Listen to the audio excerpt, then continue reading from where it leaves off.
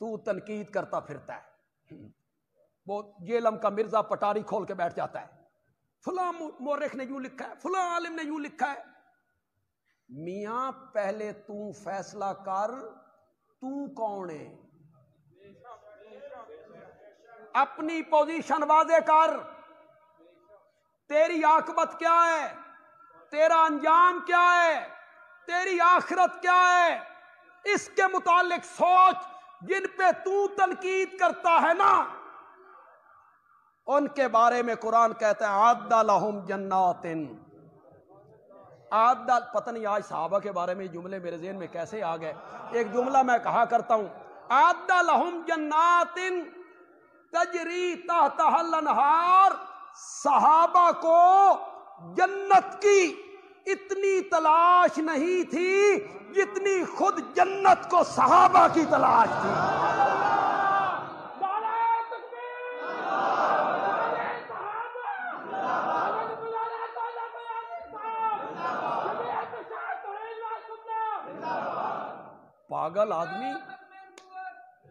پاگل آدمی تو پٹاری کھول کے بیٹھ جاتا ہے, تنقید تو کر رہا ہے سیدنا معاویہ پر. شرم کرو.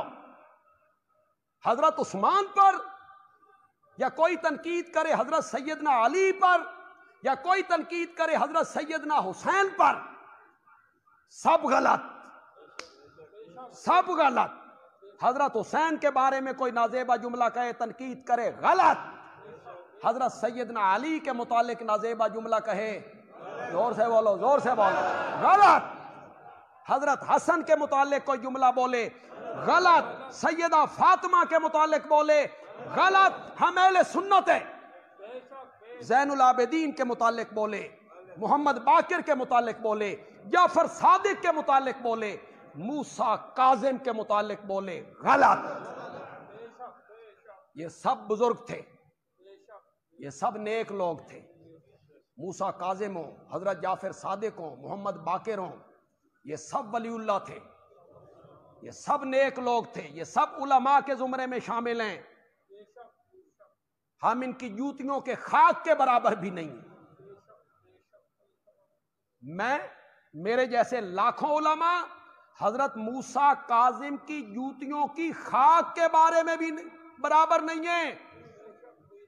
وہ بہت اونچے تھے, ان کا نسب اعلیٰ ہے, ان کا حسب اعلیٰ ہے, وہ علماء تھے. ان کے متعلق توہین آمیز جملہ بولنا اپنے ایمان کو خطرے میں ڈالنا ہے, اپنے ایمان کو. اور یہ جتنے لوگوں کا نام میں نے لیا, حضرت محمد باقر, محمد جعفر صادق, موسیٰ کاظم, علی رضا, جتنے لوگ ہیں یہ نوٹ کیجئے, سب اہل سنت ہیں, یہ سب اہل سنت تھے.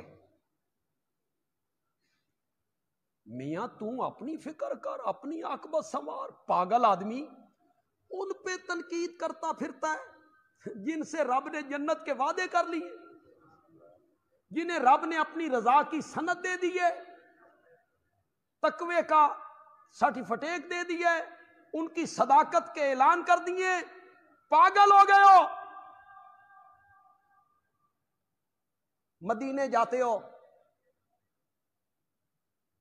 روضہ رسول پہ پہنچتے ہو,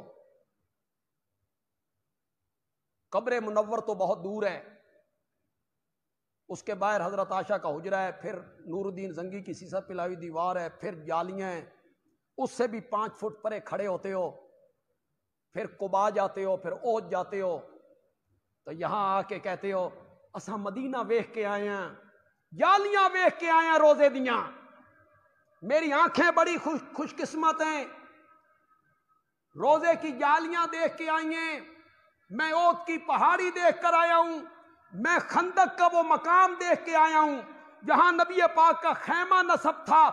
پاگل آدمی, تو روزے کی جالیاں دیکھ کے آتا ہے تو تیرے پاؤں زمین پہ نہیں لگتے.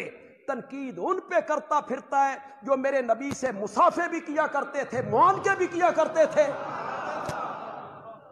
میرے نبی کے ساتھ سواریوں پہ سوار ہوتے تھے, میرے نبی کی محفل میں بیٹھتے تھے, میرے نبی کے ساتھ اکٹھا کھانا کھایا کرتے تھے. ان کی قسمت کو کون پہنچے. ان کے نصیب کو کون پہنچے جو میرے نبی سے مسافے کرتے ہیں، معانقے کرتے ہیں، ایک دسترخوان پہ بیٹھ کے کھانا کھاتے ہیں، میرے نبی کے ارشادات سنتے ہیں، میرے نبی کی مسکراہٹوں کو دیکھتے ہیں، میرے نبی کے چہرے پر انوار کو دیکھتے ہیں۔ صحابہ کوئی معمولی ہستیاں ہیں؟ صحابہ جیسے خوش نصیب لوگ آسمان نے نہ دیکھے، قیامت تک دیکھ بھی نہیں سکے۔